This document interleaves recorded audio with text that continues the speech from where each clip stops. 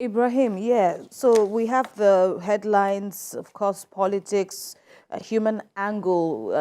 One is bound to always have a soft spot for human angle That's stories. right. And we were talking moments ago about the school fees and the agony.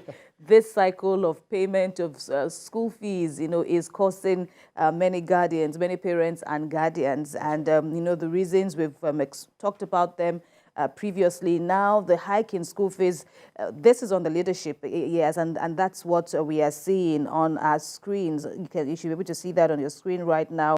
As schools resume, parents, guardians groan over fee increase amid rising inflation. There are fears heightening over a possible rise in dropouts out of school children, with Nigeria also having worrying statistics about lingering millions of children who have left school or not in school for one reason or the other. Of course, school operators are also giving reasons to all concerned as to why they have to increase school fees, and it's cutting across not just starter schools, primary, secondary schools, but even universities. We are mindful of the protests that erupted in foremost universities like University of Lagos here, where students were, making passionate appeals to the governments to come to their intervention, saying they cannot afford to leave school at this stage, having spent a substantial amount of years, at the mercy of strikes and here and there. And now, University of Jos also had, a similar protest in AAU to Ambrose Ali University. In AAU, for example, now we understand that law students will have to pay 741,000 naira as against the previous fee of 185. That's right. And so all of this is worrisome for medical students at the AAU. We hear that they will be paying 638,000 as against 216,000. So amidst all of this is the calls by stakeholders, asking for some form of soft landing, some form of intervention by the government. Right. Yeah, so it's I don't know how to approach this matter because while the subsidy is being removed, the ripple effect is being felt across board. There is need for the government to subsidize education, to make it, I don't know, basic education, primary education should be made free. That's what the advocacy has always been. Like, the first education the children will be, people will be getting should be made free. So going to higher institution, going to secondary school, tertiary education and all of that, then should be subsidized to a very reasonable extent. Because if we don't have people going to school, then we'll be having a lot of dropouts, those who are already in school, and then we'll be having out-of-school children because they won't be able to afford it. There is the issue of what do we eat first, because the basic need for you to eat, for you to also have shelter, and then others, come afterwards. What do you say to a family that's got, a father, mother, husband, wife, and then 4 kids? How do they go about it? It means that they might say, okay, you will go to school, finish up, while your younger ones go learn trade, the way they put it. All of these things, we really need to talk about it. The government needs to look into this matter. How can we resolve this, lingering crisis? Because you can't force schools not to increase their own, fares, their own fees, tuition. You can't force them not to, because they always bring some of these issues to you that, okay, fine, this is what we used to run the school. Students will also need to buy uniforms. They'll also need to buy textbooks. They also need to eat, as I said earlier on. They also need to transport themselves there. Right. So and the issue their of transportation, their salaries to be paid as well. Of teachers, right. So they will have to pay the salaries and all of that. So it's a ripple effect of all of this. And the Minister of Education has a lot, has his job, largely cut out for him. Not just, okay, you being the Minister of Education, how do we address these issues? What's supposed to be, are the top burner for them. So you also need to pay your rent and all of that. So it's like a whole lot of things, coming from different angles. Imagine someone who is paying 45,000, and then the fees is jacked up to 145,000. Someone who is paying 700,000, you're paying million. secondary school, for instance, in Gwarimpa, in Abuja. I saw that too. Yeah. So moving from 1.8 million naira per term to 2.87. Yes. Okay. To 2.87 million naira. While another popular secondary school at Games Village, also in Abuja, increased fees for junior students from still per term. It's actually, it's obviously per term. School fees are paid per term after all. So, so that's really a whole lot.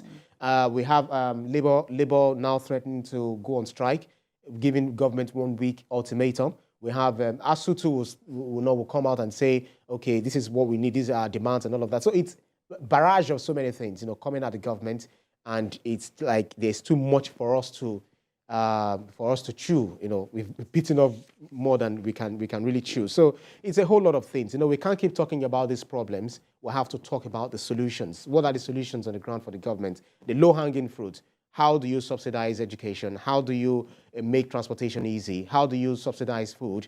How do you subsidize, all of this? So we will know that the only thing they will need to focus on is, okay, how do we now pay some of these schools? Because people will be looking for, and then the kind of school you send your words to also matter. Absolutely. It really especially matters. Foundation. Exactly. Foundation level. So imagine plucking your children from a how do I put it, a very good school, and then taking them to Iliwa High School, something like that, where the facility is very bad. There are no chairs, the teachers, the quality of teachers and all of that. I know Lagos State is trying, but then what about other places in rural areas and all of that? So what are the measures? What are the things? So it will further affect the quality of teaching, affect the quality of teachers that will get into, get this employment, and, the students themselves, what would they be getting at the end of the day? So it's a whole lot of things. Right, and these are just public institutions. I think public institutions and private institutions at the primary and secondary level are the ones affected. You just gave out statistics of a secondary school in Abuja, a private school. Now, one can only imagine, that's for some of us, but, one can only reckon that this will also replicate itself for private higher institutions, where, of course, the fees are way higher and before now, and now with the hike in essential goods and prices of goods and services, essential commodities, everybody is affected somehow. And like you said, it's a trend. If food, basic items are expensive, naturally it would also show in the prices of services, which is essentially what schools are doing. They are offering services, and very few of them are not for profit. Everyone is, offering services that you have to pay for them. And I think the school feeding program that was introduced by the last administration, I'm not sure how effective, how much they are continuing on that. That will also help, in mitigating this. Absolutely. Also, the student loans announced, way early in the dispensation, in the, early days of the Tinubu administration. Nigerians are also expectant, even though, of course, there has been some concerns, and I should expect that engagement between the federal government and critical stakeholders will come on to tighten that scheme, because if that is the solution on ground, that will also be an option to consider, especially for children or people in higher institutions. Talking about interventions too, there are reports that in Kano State, for example, there has been an order, so to speak, that private schools should not increase their school fees at this time. Now, how far that will go, residents are in the meantime rejoicing that is welcome, but there's concern that should the government really determine prices of private institutions, that is also another issue. And then they say indigents in Kano State have also been given, 50% reduction in school fees, and that is good. But a concern just came to mind when you were talking about people with the realities on ground, people taking their children out of private institutions, for example, to public schools. I think it also behoves on government and expert policy makers at this time to make the curriculum across board what I get in a public school. And, we all benefited from public schools. Yeah, definitely. Earlier, when we were growing up, yes, there were private schools, but, not as much saturated as we're having it now in the cities. You go to private school then, back in the day, you go to private school because it was an exception. Meet up it was even an exception, of right? public school. So why? Yes, give it to Lagos, and a few other states. But why should we have, why should public schools be for the poor? Why should private schools be for the wealthy? And who says that the quantity of it or the quality of education is better or in private schools as against? So can't we have it across board?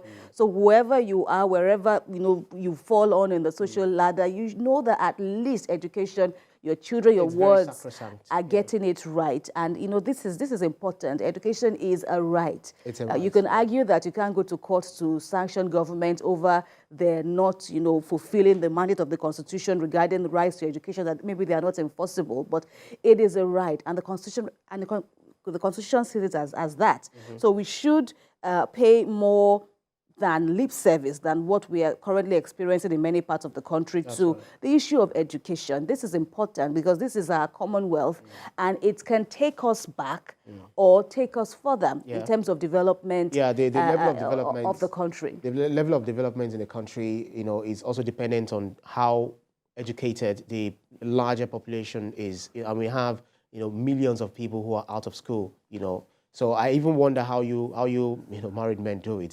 Sometimes I always ask myself, am I going to get married at all? Oh, you would.